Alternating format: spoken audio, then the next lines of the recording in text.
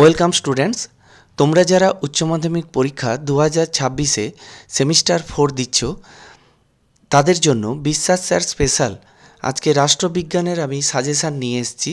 উনি মাত্র আমাকে 8টি প্রশ্ন দিয়েছেন এবং বলেছেন যে এই প্রশ্নগুলো থেকে স্টুডেন্টরা কমন পেয়ে যাবে। পুরো ভিডিওতে যাওয়ার আগে তোমাদের কাছে একটাই অনুরোধ, ভিডিওটা ভালো লেগে থাকলে অবশ্যই লাইক করো এবং বন্ধুদের মধ্যে শেয়ার করে দিও এবং কমেন্ট বক্সে কমেন্ট করে জানাও রাষ্ট্রবিজ্ঞান সম্বন্ধে কোনো কোয়ারি বা কম্পিউটার সায়েন্স এবং কম্পিউটার অ্যাপ্লিকেশান সম্বন্ধে কোনো প্রশ্ন থাকলে আমাকে প্রশ্ন করো, আমি তার উত্তর দেব।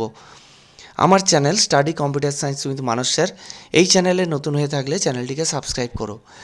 তোমাদের কোশ্চেন প্যাটার্নটা একটু বলে দিই। রাষ্ট্রবিজ্ঞানের 2 মার্কসের 5টা প্রশ্ন থাকবে, 4 নম্বরে 3টে প্রশ্ন থাকবে এবং 6 নম্বরে 3টে প্রশ্ন থাকবে।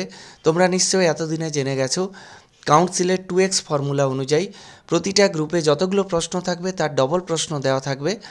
অর্থাৎ তোমাদের কাছে যদি 20টা প্রশ্ন থাকে তাহলে 40টা প্রশ্ন দেওয়া থাকবে, তোমরা 20টা প্রশ্নের অ্যান্সার দেবে। ঠিক এভাবেই এক্সাম্পলটা বললাম। তো আজকে আমি এই যে 8টা প্রশ্ন বলছি, এই 8টা প্রশ্ন কিন্তু গ্রুপ সি অর্থাৎ 6 নম্বর যে প্রশ্নগুলো থাকবে সেই বিভাগ থেকেই বলছি। প্রথম প্রশ্ন, প্রধানমন্ত্রীর ক্ষমতা ও কার্যাবলী লেখো। দ্বিতীয় প্রশ্ন, মুখ্যমন্ত্রীর ক্ষমতা ও কার্যাবলী কী? তৃতীয় প্রশ্ন, আন্তর্জাতিক সম্পর্ক কাকে বলে? আন্তর্জাতিক রাজনীতি ও আন্তর্জাতিক সম্পর্কের মধ্যে পার্থক্য লেখো। চতুর্থ প্রশ্ন, বিশ্বায়নের প্রকৃতি আলোচনা করো। পঞ্চম প্রশ্ন, ভারতে বিশ্বায়নের প্রভাব উল্লেখ করো।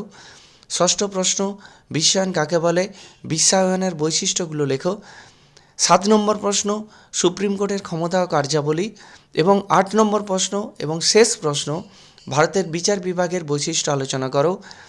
এরপর সৌমেন স্যারের সঙ্গে আমার কথা হয়েছে, উনি তোমাদেরকে 4 নম্বর এবং 2 নম্বরের প্রশ্নগুলো প্রোভাইড করবেন, সেগুলো আমি আমার চ্যানেলে দিয়ে দেব। তোমাদের পরীক্ষার জন্য অনেক শুভেচ্ছা থাকলো। তোমরা ভালো করে প্রিপারেশান নাও এবং ভালো করে পরীক্ষা দাও। Thank you.